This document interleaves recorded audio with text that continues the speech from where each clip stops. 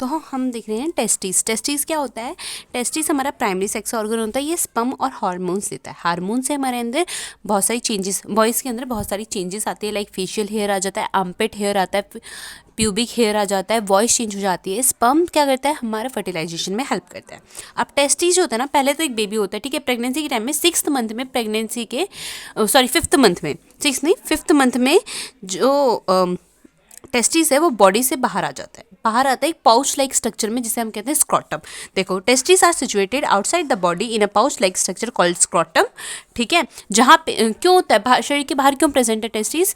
क्योंकि जो स्पर्म बनने के लिए टेम्परेचर चाहिए ना, वो शरीर के टेम्परेचर से 2 से 2.5 सेल्सियस कम चाहिए होता है।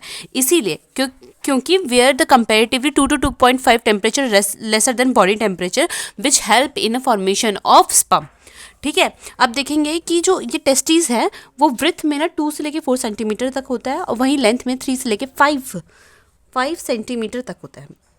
अब अगर हमने काटा, मतलब टेस्टिस है उसको काटा, तो हमने देखा कि ना बहुत सारे छोटे ऐसे स्ट्रक्चर्स है, लोब्यूल्स है, तो उसे क्या कहेंगे? Testicular lobules. तो एक ओवरी को अगर हमने काटा तो हमें 250 कंपार्टमेंट मिले। उस कंपार्टमेंट को हमने क्या किया? टेस्टिकुलर लोब्यूल्स, ठीक है, 250 कंपार्टमेंट्स मिले, ठीक है। अगर हमने एक एक कंपार्टमेंट को उठा के देखा कि भाई इसके अंदर है क्या, खोलो देखो क्या है, तो उसमें देखा हमने एक ट्यूब लाइक स्ट्रक्चर है, ऐसा ट्यूब लाइक स्ट्रक्चर है, ट्यूब जैसा है, 1 से लेकिन 3 स्ट्रक्चर है, ठीक है, ट्यूब लाइक। उसे क्या कहेंगे हम? Seminiferous tubule.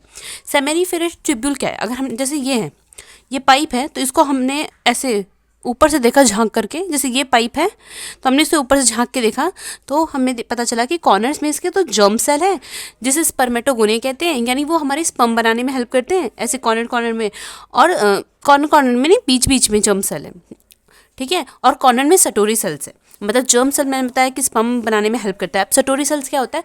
पालता पोसता है। जैसे अब इतने दिन वो कुछ बन रहा है, यहाँ पे स्पर्म बन रहा है, तो उसको खाना पीना चाहिए होगा, माँ की तरह कोई ख्याल रखना चाहिए, तो वहाँ पे सटोरी सेल्स है जो उसे नरिशमेंट देता है, यानी खाना देता है, ठीक है।